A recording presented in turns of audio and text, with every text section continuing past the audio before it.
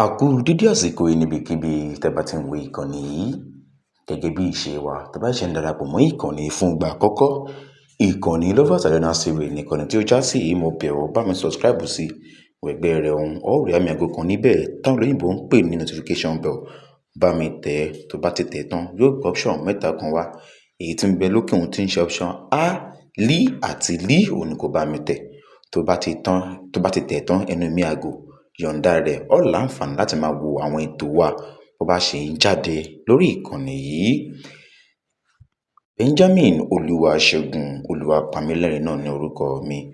Ohun tó yà mí lẹ́nu ni wípé àwọn àgídìgbò wọn fi léde wípé bàbá wa Oríyọmí Hamzat pẹ̀lú olórí Queen Naomi pẹ̀lú principal ẹni tó ní Islamic High School ṣàìdédé lárí tí àwọn ọmọ bàbá wa Oríyọmí Hamzat ìyẹn tó ní Àgídìgbò FM tí wọ́n fi léde wípé wọ́n ti wà ní ẹnu ìjẹ́jọ́ lọ́wọ́lọ́wọ́ báyìí táwọn sì ń gbàdúrà wípé k'Ọlọ́run jẹ́ kó jẹ́ pé èsì ayọ̀ òun ni wọn yóò gbọ́. Èmi ti ẹ̀rù lọ́kàn mi wípé bóyá ó sì di on the 13th of this month ìyẹn January tá wà nínú ẹ̀ yìí kó tó di pé wọ́n ṣe ẹjọ́ kankan.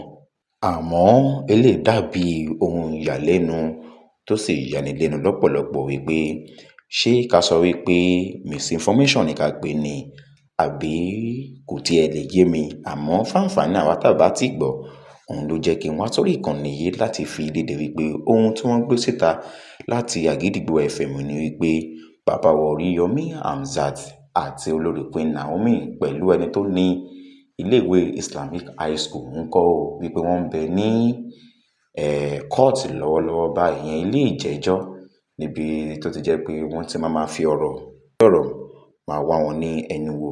Àdúrà yín ni àwọn èèyàn nílò báyìí. Ẹ jọ̀wọ́ tó bá jẹ́ pé bẹ́ẹ̀ ló ṣe rí, ẹ bá wa fi àdúrà kẹ́ bá wa fi máa ràn wọ́n lọ́wọ́. K'Ọlọ́run bójú re àti àánú, k'Ọlọ́run bójú re wò wọ́n lábẹ́ bó ti hù kó rí. K'Ọlọ́run jẹ́ kí ẹjọ́ yìí kó ṣeé ṣe fún wọn. Kí Ọlọ́run ọba sì jẹ́ kí ẹjọ́ náà kó lọ ní ìrànwọ́ àti ìrìnsẹ̀. Ẹ jẹ́ kí àwọn ènìyàn ká bẹ̀rẹ̀ sí máa fi àdúrà ká fi máa ràn wọ́n lọ́wọ́.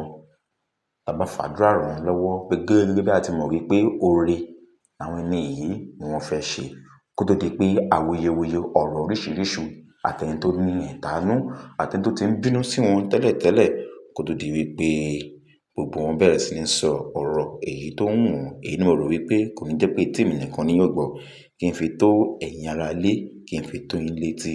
Lẹ́ẹ̀kan sí bó bá tún ṣe jẹ́, a máa mú wá fún yín ìyẹn lórí ìkànnì yìí. Benjamin Olúwaṣẹ́gun náà lórúkọ mi. Tó bá ṣe ń darapọ̀ mọ́ ìkànnì fún ìgbà àkọ́kọ́, ìkànnì Lovers Arena TV ni. Bá mi subscribe sí, like fídíò yìí ẹgbẹ́ rẹ̀ ọ̀hún.